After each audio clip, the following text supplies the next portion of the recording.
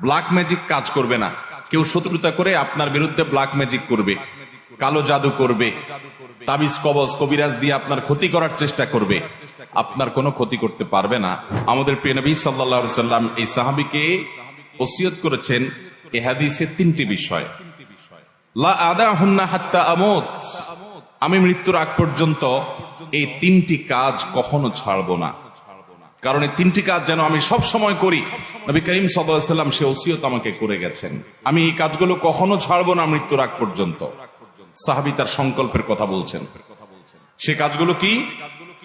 সাওমু সালাসাতি সিয়ামু সালাসাতি আইয়াম মিন কুল্লি শাহর, প্রত্যেক মাসে 3 দিন করে রোজা রাখা। প্রত্যেক মাসে 3 দিন করে কি রাখা? চান্দ্র মাসের 13, 14, 15 যেগুলোকে আইয়ামে 20 বলা হয়। নবী করিম সাল্লাল্লাহু আলাইহি সাল্লাম নিয়মিত রোজাগুলো রাখতেন। এই রোজাগুলো সেহের এবং ব্ল্যাক ম্যাজিক থেকে মানুষকে রক্ষা করার জন্য পরীক্ষিত এবং অনেক বড় উপকারী। আমাদের সমাজে ঘরে ঘরে আজকাল ব্ল্যাক ম্যাজিক এবং জাদুগ্রস্ত রোগী পাওয়া যায়। রোগী নিজেও জানে না, রোগীর আত্মীয় স্বজন যারা আছেন তারাও অনেক সময় জানেন না যে এখানে ব্ল্যাক ম্যাজিক করা হয়েছে। সাধারণ রোগ মনে করে তার জন্য দৌড়ঝাঁপ করেন। এই ব্ল্যাক ম্যাজিকের রোগীদের চিকিৎসার জন্য চান্দ্র মাসের 13, 14, 15 এই দিনগুলোতে রোজা রাখার কোনো বিকল্প নাই। আর যারা সেফে থাকতে চান, নিরাপদে থাকতে চান, ব্ল্যাক ম্যাজিক কাজ করবে না। কেউ শত্রুতা করে আপনার বিরুদ্ধে ব্ল্যাক ম্যাজিক করবে, কালো জাদু করবে, তাবিজ কবজ কবিরাজ দিয়ে আপনার ক্ষতি করার চেষ্টা করবে, আপনার কোনো ক্ষতি করতে পারবে না। সকাল সন্ধ্যার দোয়াগুলো পড়বেন আর সেই সাথে এই চান্দ্র মাসের 13, 14, 15 এই দিনগুলোতে রোজা রাখবেন। তো সাহাবীকে নবী করিম সাল্লাল্লাহু আলাইহি সাল্লাম 3 দিন প্রতি মাসে রোজা রাখতে বলেছেন। সেটা এই 3 দিন হতে পারে বা যে কোনো দিনও হতে পারে। এটি হলো প্রথম ওসিয়ত। দ্বিতীয় কি? ওয়াসসালাতুদ দুহা, চাষতের নামাজ যেন আমি কখনো না ছাড়ি। নবী সাল্লাল্লাহু আলাইহি সাল্লাম আমাকে ওসিয়ত করেছেন। ওসিয়ত সাধারণ উপদেশ না, ওসিয়ত হলো মনের গভীর থেকে নিংড়ানো উপদেশ, যেটা কখনো ছাড়বা না। পরম আপনজনদেরকে মানুষ ওসিয়ত করে। নবী সাল্লাল্লাহু আলাইহি সাল্লাম তার সাহাবীকে ওসিয়ত করেছেন যে প্রতি মাসে 3 দিন নফল রোজা রাখা, এটা ছাড়বা না। আর চাষতের নামাজ কখনো ছাড়বা না। এই হাজার হাজার মানুষের সমাবেশ না হলেও 30-40 হাজার মানুষ হবে। এত মানুষের মধ্যে মাত্র 2 জন লোক হাত তুলেছেন। নবী করিম সাল্লাল্লাহু আলাইহি সাল্লাম যেটা সাহাবীকে ওসিয়ত করে গেছেন, এই চাষতের নামাজ কি, এই সম্পর্কে যদি আমি এখন প্রশ্ন রাখি, 80% মানুষ আমার ধারণা এটা বলতেই পারবে না যে এটা কোন নামাজ কখন পড়ে। আর এই কারণে এই বিলুপ্ত হয়ে যাওয়া আমলটিকে পুনর্জীবন দেওয়ার জন্য, পুনঃপ্রতিষ্ঠা করার জন্য আমি এই বিষয়ে কথা বলতে চাই। আল্লাহ রাব্বুল আলামিন আমাদেরকে এটা পুনরায় প্রতিষ্ঠা করার তৌফিক দান করুন। তৃতীয় যে ওসিয়ত করেছেন নবী সাল্লাল্লাহু আলাইহি সাল্লাম তাকে, সেটা হলো ওয়ানাউমুন আলা বিত্রিন, এবং বিতরের নামাজ পড়ে যেন আমি রাতে শুই। যারা তাহাজ্জুদ পড়বে নিশ্চিত আছেন বা প্রবল সম্ভাবনা আছে, জোরালো তার সম্ভাবনা আছে, তারা তাহাজ্জুদের পরে বিতির পড়বেন, ঠিক আছে। কিন্তু বিতির পড়তে পারি কিনা এ ব্যাপারে যদি সিউরিটি না থাকে, প্রবল নিশ্চয়তা না থাকে, তাহলে সেক্ষেত্রে বিতির পড়ে রাতে ঘুমোতে হবে।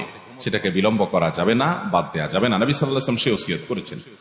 সহিহ মুসলিমের হাদিস আম্মা আয়েশা রাদিয়াল্লাহু তাআলা থেকে বর্ণিত হয়েছে, তিনি বলেছেন, কানান নবী সাল্লাল্লাহু আলাইহি ওয়াসাল্লাম ইউসাল্লি দুহা 4 ওয়া ইয়াজিদু মা শা।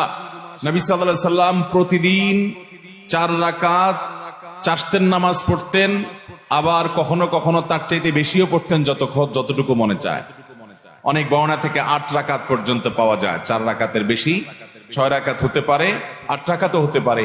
এই হাদিস থেকে বোঝা যায় যে 4 রাকাত তিনি অবশ্যই পড়তেন, এর বেশি কখনো কখনো 8 রাকাতও পড়তেন, 6 রাকাতও পড়তেন। সহিহ মুসলিমের হাদিসে আছে, আবু যর গিফারী রাদিয়াল্লাহু তাআলা বর্ণনা করেছেন, নবী করিম সাল্লাল্লাহু আলাইহি ওয়াসাল্লাম বলেছেন, আল্লাহ রাব্বুল আলামিন আমাদের শরীরে যতগুলো অঙ্গ প্রত্যঙ্গ দিয়েছেন, যতগুলো জোড়া দিয়েছেন, এই প্রত্যেকটি জয়েন্ট, এই প্রত্যেকটি জোড়া আল্লাহর পক্ষ থেকে অনেক বড় অনুগ্রহ। প্রতিদিন এই জোড়া ঠিক থাকার কারণে আমরা মুভমেন্ট ঠিক মতো করতে পারছি, চলাফেরা ঠিক মতো করতে পারছি, অসুবিধা হচ্ছে না।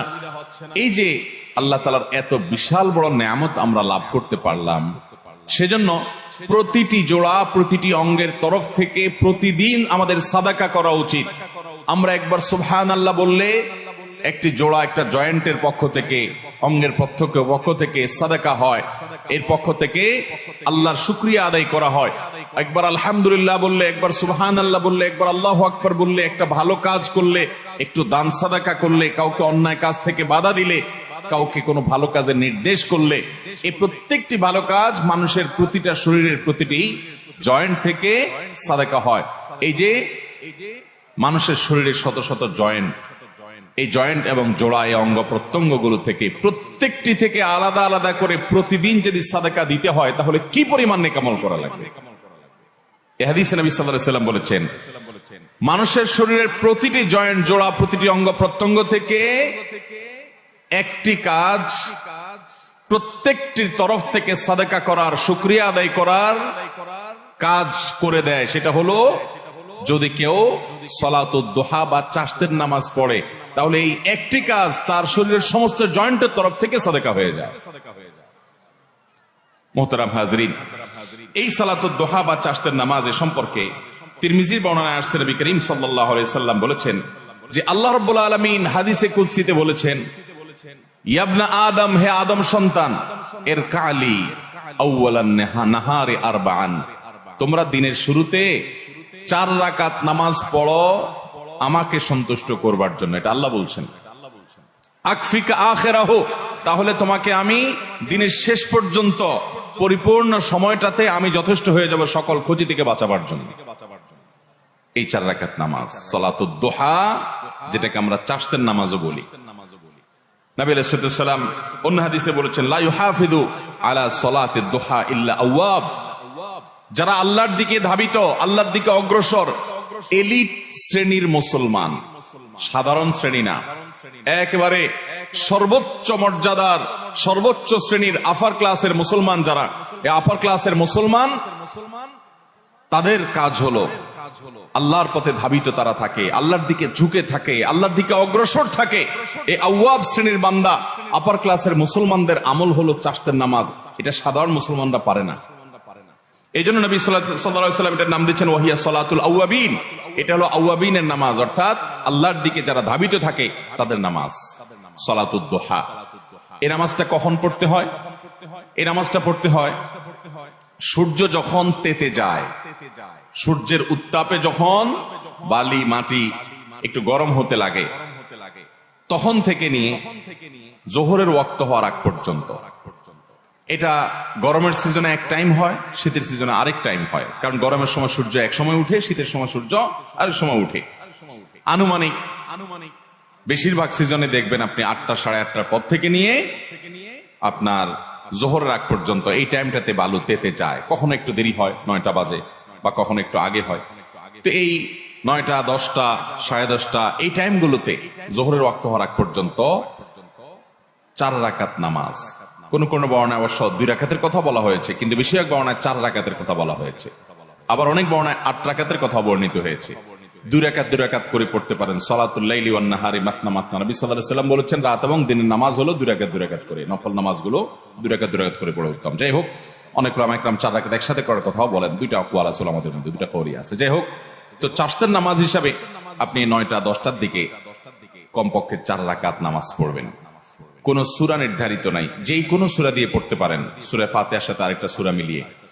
এরপরে আপনি অন্য সব নামাজের যে নিয়ম আছে ঠিক একই নিয়ম।